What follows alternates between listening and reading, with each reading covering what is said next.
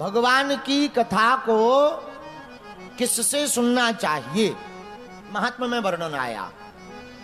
विरक्तो वैष्णवो विप्रो वेद शास्त्र विशुद्ध कृतो दृष्टांत कुशलो धीरा वक्ता कार्योति निस्पृहा। बोले भैया भगवान की कथा किससे सुननी चाहिए, कुछ लक्षण बतलाए। कथा वक्ता कैसा हो, पहला लक्षण विरक्तो, जिसके मुख से भी कथा सुनो वो विरक्त होना चाहिए। पर विरक्त का मतलब बैरागी नहीं है ना, जो बुरे कर्मों से जिसने विरक्ति का धारण कर लिया हो, ऐसे वक्ता के मुख से ही कथा को सुनना चाहिए। दूसरा बोले वैष्णवो, वैष्णव होना चाहिए। देखो भगवान की गाथा कोई भी गा सकता, प्रवचन कोई भी कर सकता, लेकिन अनुष्ठानात्मक कथा करने का अधिकार भूदेव वैष्णव में को ही है, शास्त्रोक्त पद्धति में। इसलिए वैष्णव के मुख से ही कथा को सुननी चाहिए। वैष्णव कौन? जो ठाकुर जी का उपासक हो, जिसने कंठी माला ले ली हो, सिखा रखी हो, जो एकादशी आदि व्रत का पालन करता हो, जो श्री ठाकुर जी का परम उपासक हो, ऐसे वक्ता के मुख से ही भगवान की कथा को सुननी चाहिए। बोलो सीताराम। तीसरा लक्षण बोले विप्रो। भाई विप्र के अनेक अर्थ हैं, पर अनुष्ठानात्मक कथा करने का अधिकार आचार्यों ने जिनको दिया है, हमारे वेदों ने जिनको दिया है, उन्हीं आचार्य के मुख से भगवान की कथा को सुनना चाहिए। इसका मतलब ये नहीं है कि हम किसी जातिवाद को बहुत श्रेय दे रहे, मतलब ये है निपुणता, पारंगतता और अधिकार। भाई कलेक्टर का अधिकार कलेक्टर को ही है। अब कलेक्टर का काम एसडीएम नहीं कर सकता है, कलेक्टर का काम कलेक्टर ही करेगा, डीएम का काम डीएम ही करेगा, एसडीएम नहीं करेगा। उसी प्रकार कथा कहने का काम कथा की पद्धति का अनुसरण करने वाला ही करेगा, उसी के मुख से ही कथा फलदायी होगी। तो विप्रो आगे बोले वेद शास्त्र विशुद्ध कृता, जिसके भी मुख से कथा सुनो वो वेद और शास्त्र का ज्ञाता होना चाहिए, गुरु परंपरा से हो, ऐसे आचार्य के मुख से कथा सुननी चाहिए। अगला लक्षण बोले दृष्टांत कुशलो धीरा, समझाने में योग्य हो। कई बार कथा की बातें सबको समझ में नहीं आती, और कथा है ही ऐसी, समझदार को ही समझाया जा सकता, ना समझदार को क्या समझाया जा सकता। और एक महात्मा कहते थे, महाराज जी समझदार को समझाना बड़ा कठिन है, ना समझ को समझाना बड़ा सरल। हाँ हाँ, समझदार को ये लगता है कि हम समझदार हैं।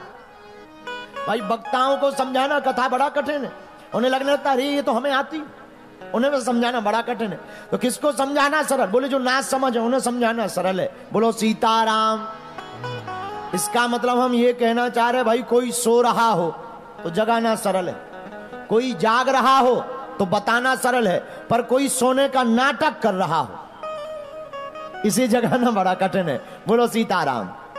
जोर से बोलो, और जोर से बोलो, और जोर से बोलो।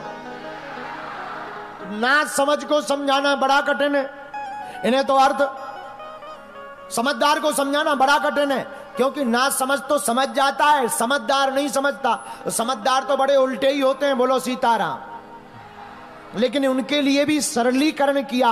बोले कथाकार कैसा होना चाहिए?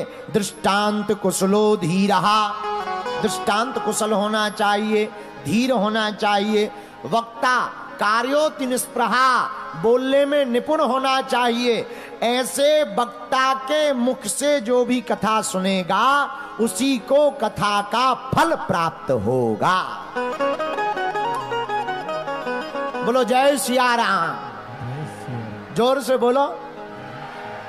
वरना अब आजकल तो ऐसा है, लालची गुरु लोभी चेला, चले नरक में ठेलम ठेला। हाँ, आजकल श्रोताओं को भी ज्यादा लेना देना नहीं। श्रोता भी सोचते हैं कथा चाहे जैसी हो, हमारी फोटो टीवी में आ जाए, फोटो पर टीवी में आ जाए। है? कथा यजमान भी सोचते हैं श्लोक हो या ना हो, परलोक हो या ना हो, बस ये दुनिया को पता लग जाए कि हमने कथा करवा ली। और वक्ता भी कहता है मैं बाहर में गया, तुम नहीं सुनो तो अपना क्या, जय सिया राम, तुम तो गड्डी चढ़ाओ 7 दिन, राधे राधे, फिर सब आधे आधे। सब ऐसे नहीं है, इंदौर वाले नहीं है ऐसे। आप लोग अभी ऐसा बुरा नहीं मानना, 5 दिन बाकी हैं अभी। ये तो हम वेस्ट इंडीज की बात बता रहे हैं। बोलो सीताराम, जोर। अच्छा, इंदौर वालों से जीतना बड़ा मुश्किल है। हमने इंदौर के एक बार मूसा खेड़ी के चंगी लाल से पूछा कि 15 फलों के नाम बताओ। उसने तुरंत कहा आम, अमरूद। हमने कहा वाह बहुत अच्छा। बोला गुरुजी सेब। हमने कहा बहुत अच्छा, 3 हो गए, 12 और बताओ। तुरंत खड़ा होके बोला गुरुजी 1 दर्जन केला।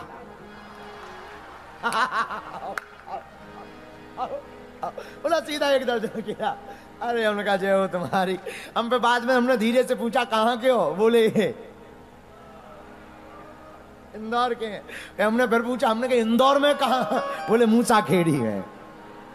आप लोगों से जीतना बड़ा मुश्किल है। इंदौर वाले होते ही महान, पर मेरे इंदौर के पागलो, हम तुम्हें कथा के बीच बीच में ये मीठी गोली खिलाकर ये बताना चाह रहे कि कथा अनुष्ठान है, इसे अनुष्ठान की पद्धति से श्रवण करना चाहिए। बोलो सीताराम। वक्ता के नियम हो गए, श्रोता के नियम हो गए। एक बात हो, भगवान की कथा रस है, भगवान भी रसो वैसा, भगवान भी रस रूप में है। लेकिन एक बात आप बहुत गंभीरता से सुनो,